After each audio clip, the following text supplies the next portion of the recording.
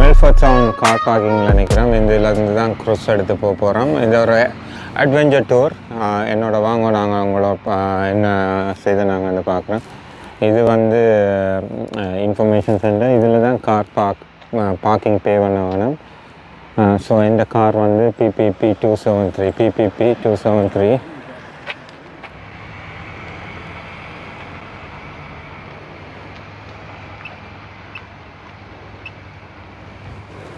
So 4 hours.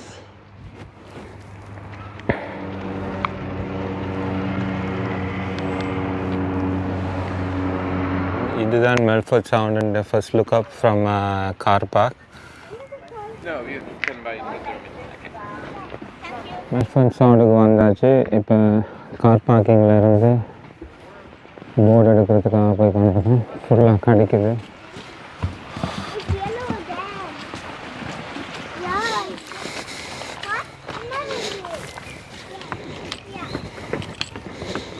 அங்கே இதால் தான் மெல்ஃபோர்ட். இது பேசஞ்சர்ஸுக்காக காட்டிருக்கேன். முந்தி ரொப் ஆஃப் பண்ணலாம், இப்போ ரொப் ஆஃப் பண்ணலாது. இப்போ பஸ்ஸு தான் மேலே கொண்டு அங்கே கிட்ட ரொப் ஆஃப் பண்ணிவிட்டு அங்கே போய் பிக் பண்ணோம். காரில் வந்தால் ஒர்க் பண்ணி தான் போகணும். காரில் இப்போ மக்கள் ஒர்க் பண்ணி கொண்டிருக்கேன். அடுத்து தான் வந்தாக்களுக்கு இது ஒரு view.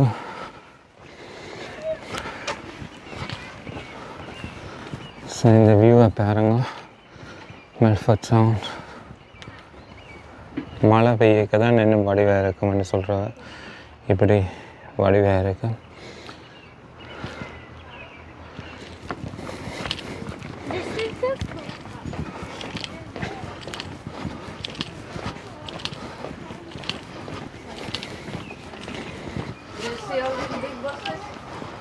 So many big buses இங்கே வந்திருக்கு. எவ்வளோ டூரிஸ்ட்லேருந்து வந்திருக்குன்னு பாருங்க.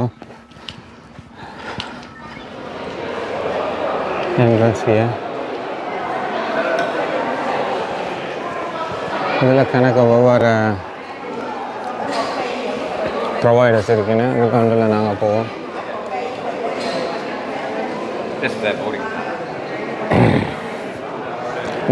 மெல்போர்ட் சவுண்டில் கணக்கு க்ரூஸ் ஆப்ரேட் பண்ணது. ஒன்று வந்து Melford sound cruise Melford sound real நியூசிலாண்டுன்னு சொல்லி அதில் உள்ளது.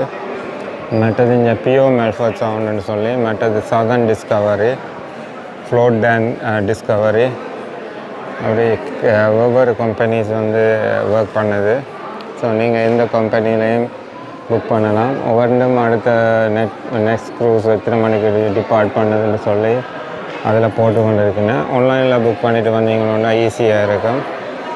ஸோ இதுதான் லான்ச் ஏரியா. இதில் மக்கள் கன பேர் நிற்கினேன். பார்க்கத்தக்கதான் உங்களுக்கு தெரியும். கன பேர் போயிட்டு வரேன்னு போட் போயிட்டு வந்து போவோம். நாங்கள் அடுத்தது அப்சர்வேஷன் டெஸ்க்கும் போய் பார்க்கலாம். அப்சர்வேட்டரின்னு சொல்லி அதுவும் போய் பார்க்கலாம். ஸோ அங்கே க்ரூஸ் வர இருக்கிறது வந்து க்ரூஸ் நம்பர் 9 சதர்ன் டிஸ்கவரியில் தான் நான் டிக்கெட் புக் பண்ணினேன். நீங்கள் பியோ மெல்ஃபோர்ட்னு சொல்லி இதில் இன்னொரு கம்பெனி இருக்குது, அதிலையும் புக் பண்ணலாம்.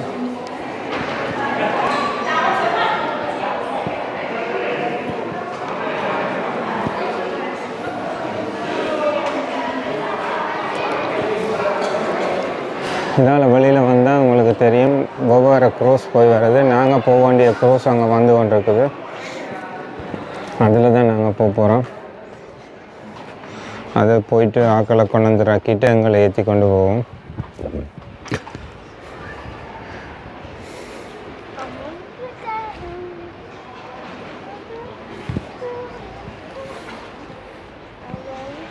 சதர்ன் டிஸ்கவரி மற்றதுங்க பியோ மெல்ஃபோர்ட் எல்லாம் 2:30க்கு போகிற க்ரூஸ். நீங்கள் க்ரூஸில் போகாட்டு இந்த இடத்த வந்து கூட பார்த்துட்டு போகலாம். இது நம்பர் 9. இந்த போர்டில் தான் போகிறோம். அரவுண்ட் 3 hours நாங்கள் ட்ராவல் பண்ண போகிறோம் இந்த போர்டில். 2 hours இந்த தண்ணியிலையும் 1 hour வந்து அப்சர்வேஷன் பிளேஸில் வந்து நிற்பேன். முதல் போன வந்துடுறாங்க போய் கொண்டிருக்கேன்னு.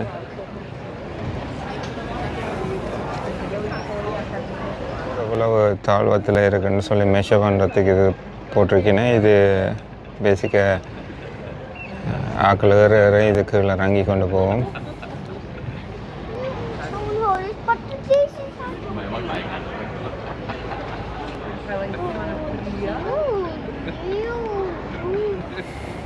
பியோ மெல்ஃபோர்ட் சவுண்ட் வந்து ஆக்களை ஏற்ற தொடங்கிட்டுது. சதன் டிஸ்கவரி என்ன ஏற்ற தொடங்கினது. எக்கச்சக்க சேனல் தானே அறினேன். ஒரே மாதிரி தான் போர்டான டிஃப்ரெண்ட் கம்பெனி ஆப்ரேட் பண்ணுது.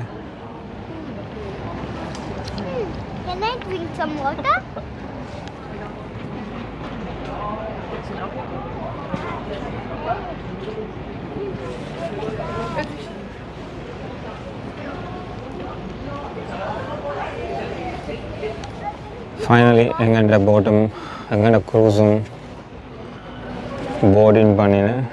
இந்த 3 டிக்கெட்டும் கொடுத்தா தான் உங்களுக்கு போட் பண்ணினேன்.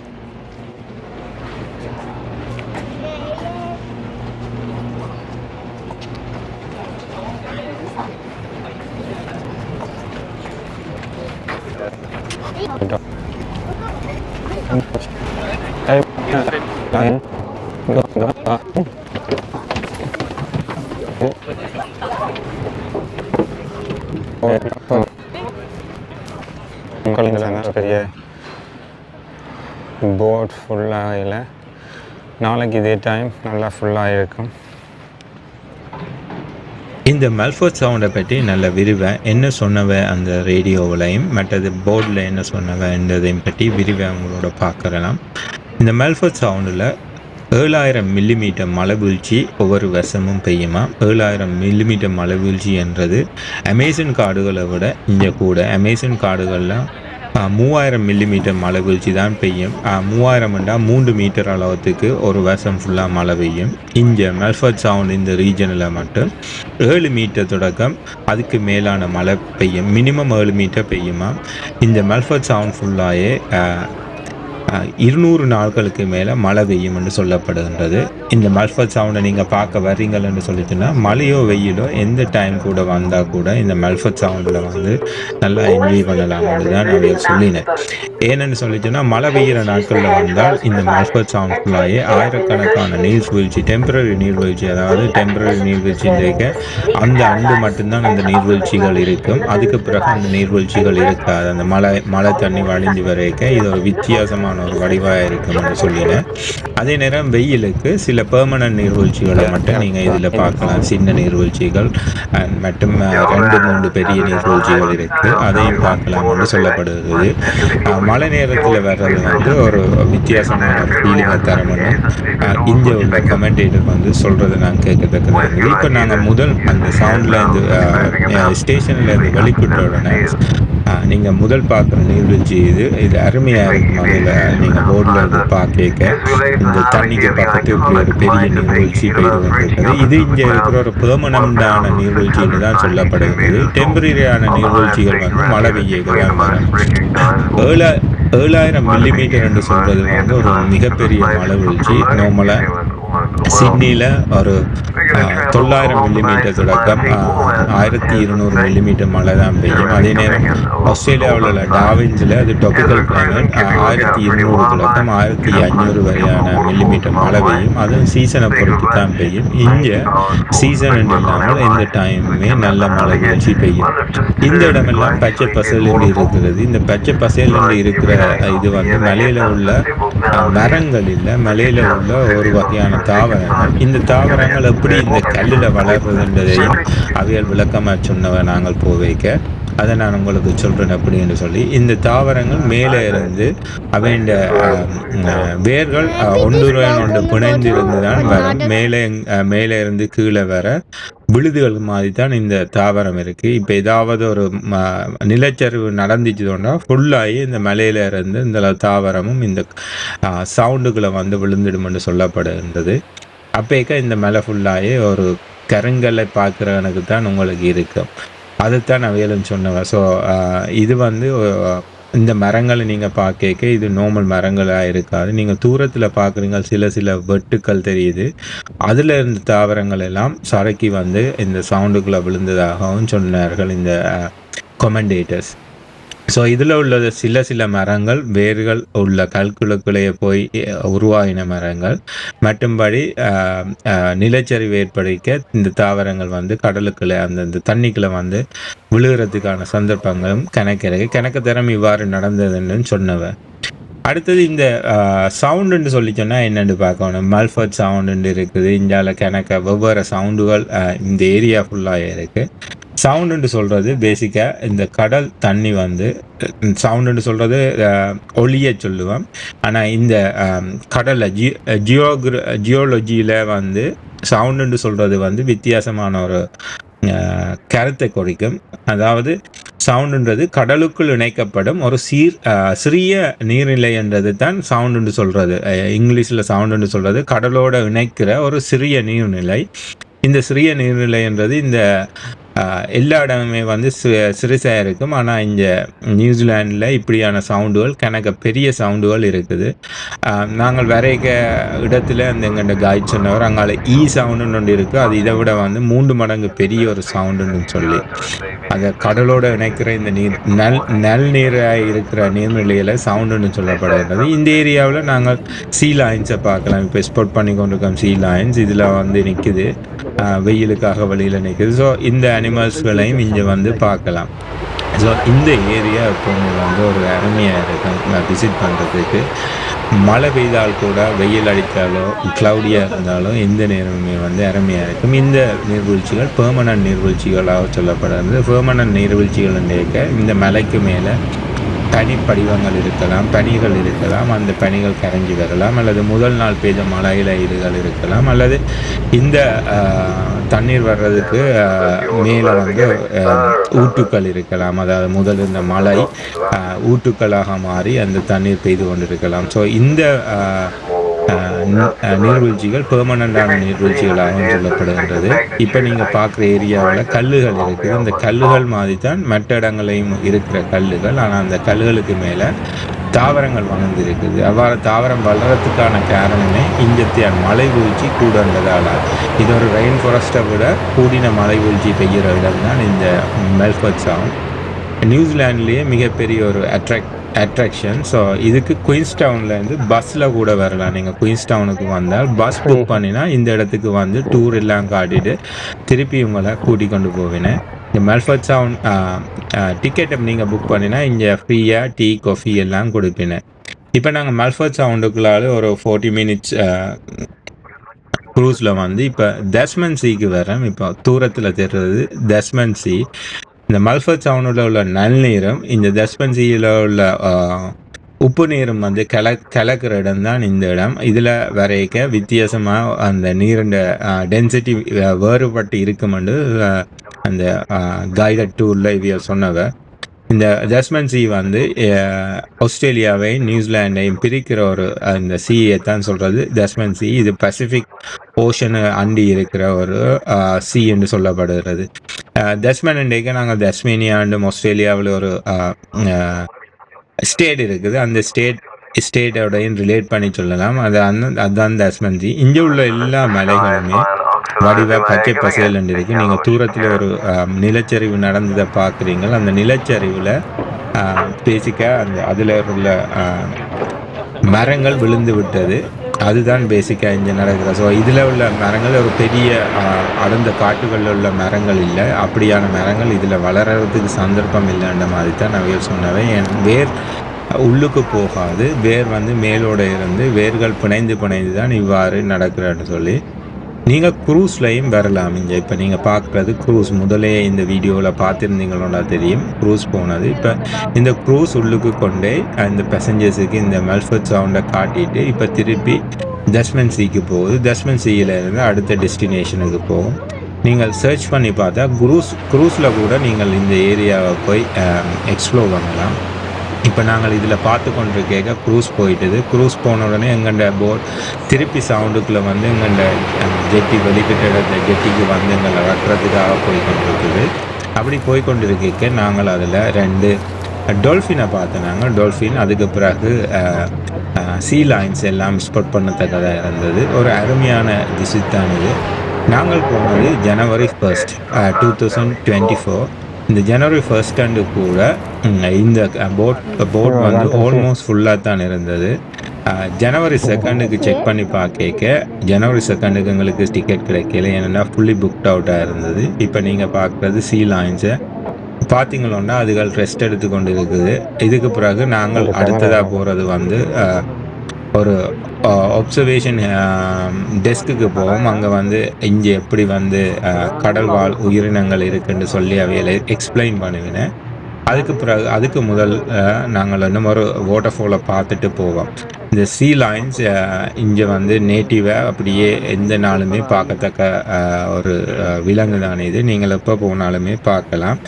வர்ற மக்கள் எல்லாம் இதை ரசிச்சுட்டு போகிறதையும் நாங்கள் பார்க்கத்தக்கதான்.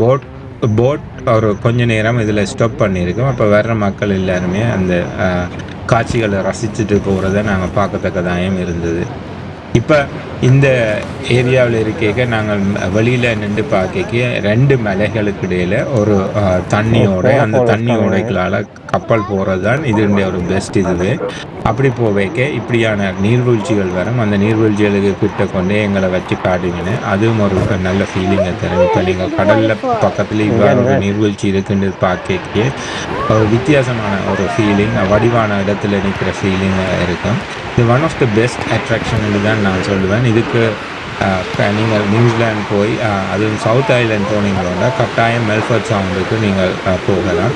நீங்கள் ஃப்ளைட்டில் போயிட்டு ஹோட்டலில் நின்றால் கூட அங்கே கார் ஹயர் பண்ணியும் போகலாம். கார் ஹயர் பண்ணாட்டு குயின்ஸ் டவுனில் இருந்து உங்களுக்கு டூர் வந்து கணக்கு டூரிஸ்ட் வந்து அரேஞ்ச் பண்ணுவாங்க. மோஸ்ட்லி $259 தொடக்கம் ஒரு $400 வரை இருக்கும் இந்த tour, including boat trip plus சாப்பாடோட.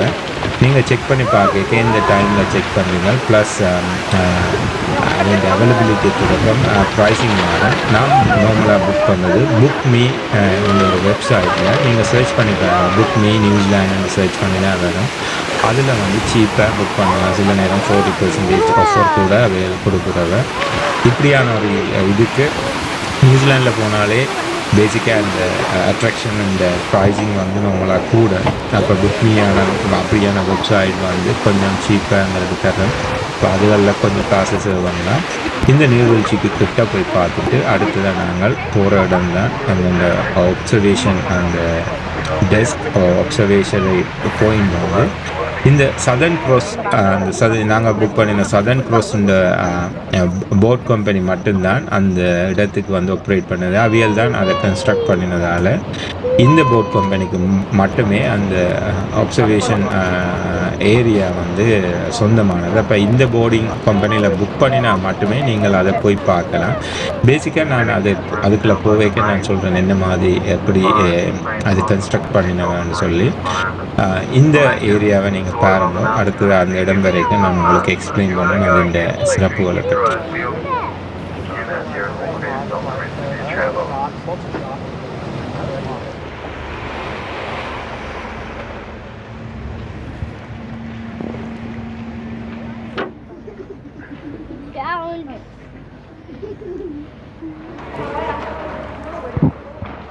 நாங்கள் இப்போ ஒப்சர்வேட்டரி டெஸ்க்குக்கு இந்த ஃப்ளோட்டிங் பிளாட்ஃபார்முக்கு வந்துட்டோம். இது ஃப்ளோட் பண்ணுற ஒரு பிளாட்ஃபார்மை தான் கட்டியிருக்கிறேன் தண்ணிக்குள்ளே. அந்த தண்ணிக்குள்ளே கட்டிக்க கூட இது மூவ் பண்ணி மேலேயும் கீழேயும் போய் வரக்கூடிய ஒரு அடுக்குமாடி பிளாட்ஃபார்மை தான் கட்டியிருக்கிறேன். இது வாட்டர் ப்ரூஃப். அதுக்கு கீழே போய் நீங்கள் அது இந்த கொரல் ரீஃப் அதுகள் எல்லாம் அதில் வளர்க்கின அதுகளை கூட பார்க்கலாம். ப்ளஸ் அதோட மீனினங்கள் கணக்கு இதுக்குள்ளே இருந்தது. அந்த மீனினங்களையும் பார்க்கலாம்.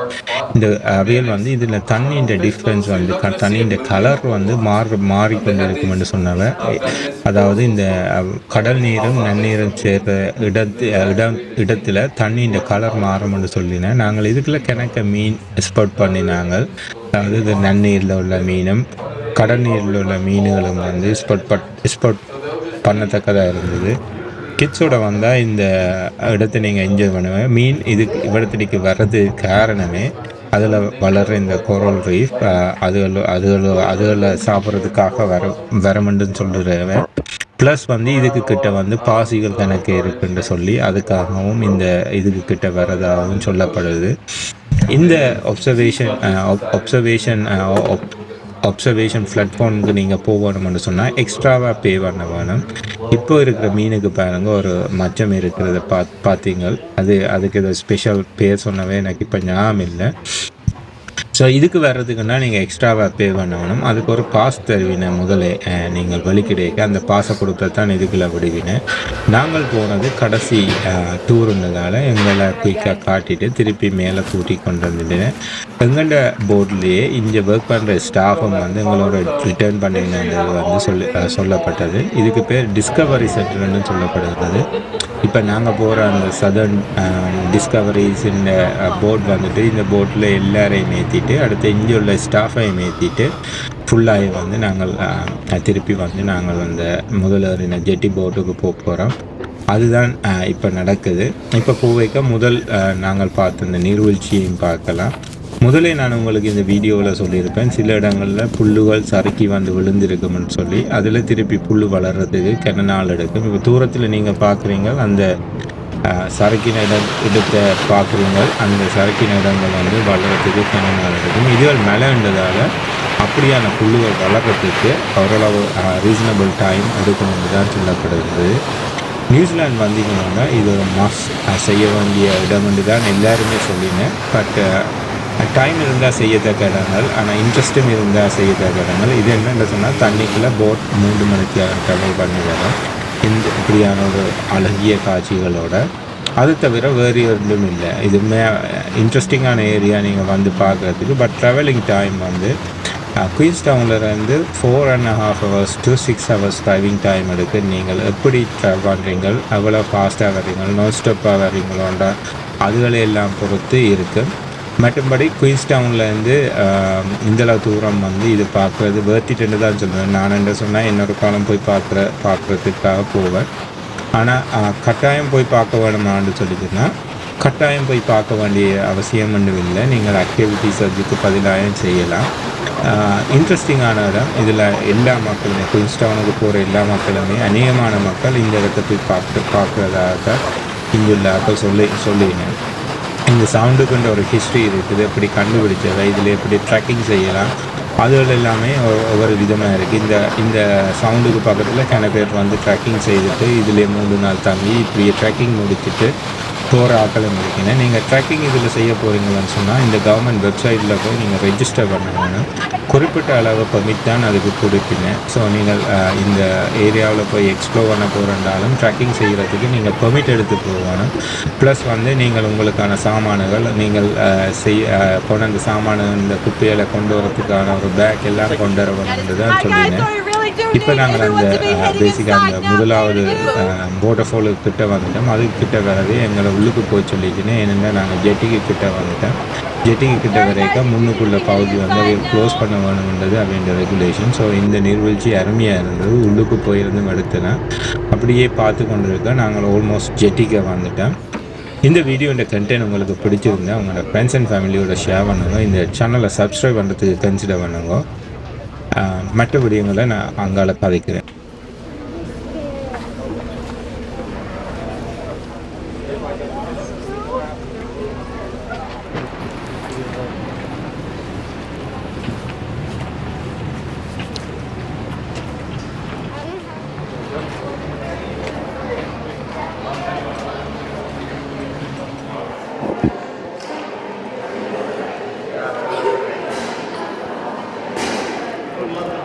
மல்ஃபர்ட் சவுண்ட்லேருந்து விட வர டைம் வந்துட்டுது ஆல்மோஸ்ட் 5:10. நாங்கள் மல்ஃபர்ட் சவுண்ட்லேருந்து வெளிக்கிட்டு போகிறோம். இதுதான் கார் பார்க், இதுதான் பஸ்ஸுகள், நேச்சுரல் பியூட்டி.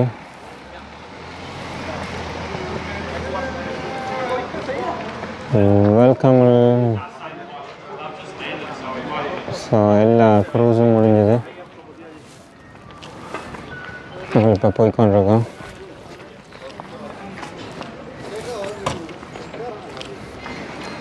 சதன் டிஸ்கவரி ஸ்டாஃபாக கூட்டிக்கொண்டு வருது.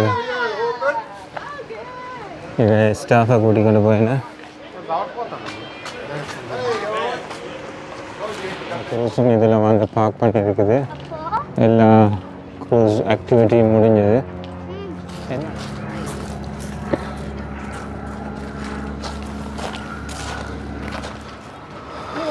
Time to go home.